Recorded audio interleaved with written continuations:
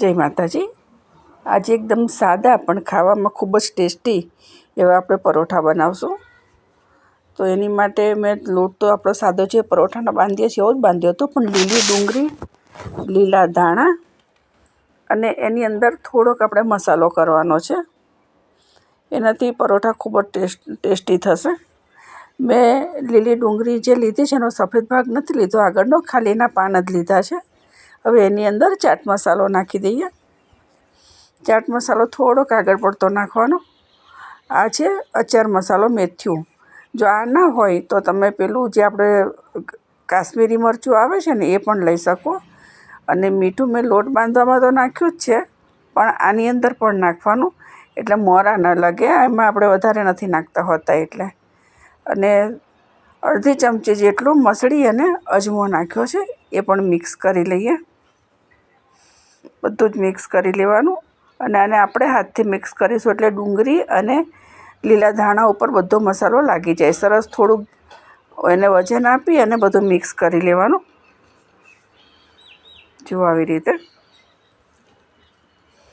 સરસ બધું મિક્સ કરી લેવાનું છે। તમને ભાવતી હોય તો થોડુંક લીંબુ અને ખાંડ નખાય, પણ એ મેં નથી નાખ્યું। ઘણી વખત ઘણા છોકરાઓને નથી ભાવતી હોતી। હવે આ નાખી છે કસૂરી મેથી, એ મેં છેલ્લે એટલા માટે નાખી છે કે આપણે એને સાથે મિક્સ નથી કરવાની।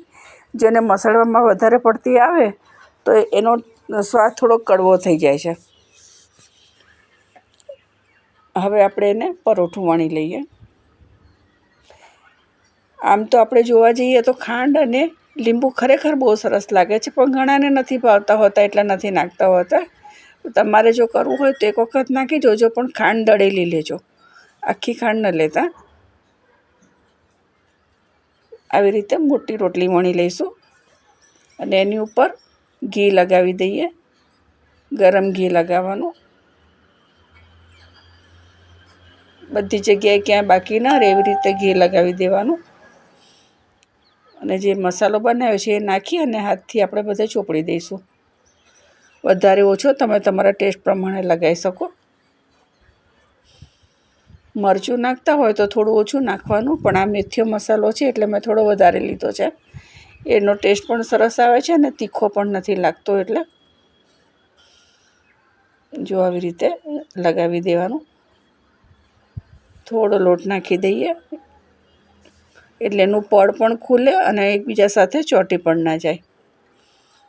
ઘી લગાવી દીધું। અહીંયા તમે મસાલો નહીં લગાવો તો પણ ચાલશે, લગાવો હોય તો લગાવી શકો, વાંધો નથી। હવે આનાથી ચોરસ પણ થાય અને ગોલ પણ થાય, તમારે જેવી પણ પરોઠો કરવો હોય।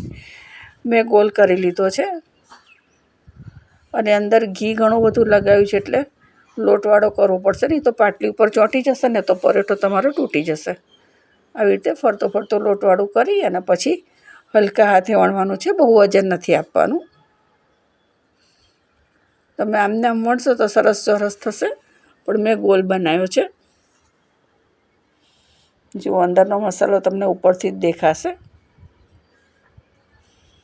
આવી રીતે એક સરખો વણી લેવાનો, બહુ જાડો નહીં, પાતળો નહીં।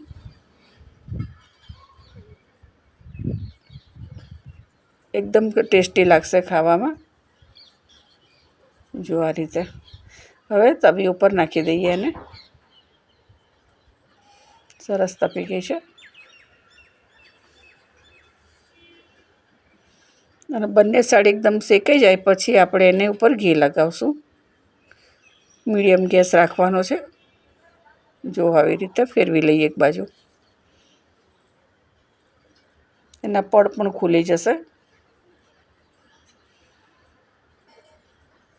ઘીમાં જ શેકવાના છે, ઘી નાખીને બંને સાઈડ શેકી લઈએ।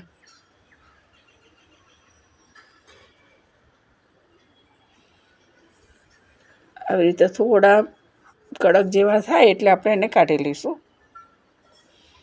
બીજો પરોઠો પણ કરી લઈએ આ રીતે।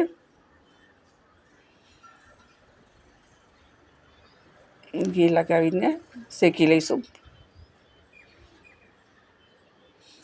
આ ચા કે દૂધ કે બોર્નવિટા સાથે બહુ સરસ લાગે છે। જો બીજો પરોઠો પણ આપણો તૈયાર છે। હવે આની ઉપર ઘી અથવા બટર તમારે કંઈ પણ લગાવવું હોય તો લગાવી લેવાનું। અને એની ઉપર ચીઝ નાખી દઈએ. ગરમ ગરમમાં નાખશો ને તો ચીઝ સરસ થઈ જશે. જુઓ તો આપણા પરોઠા તૈયાર છે. તમને આ વિડીયો કેવો લાગ્યો મને કમેન્ટ કરજો.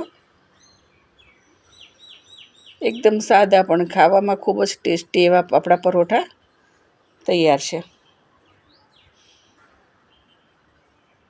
તો આપણે મળીએ બીજા વિડીયોમાં. જય માતાજી.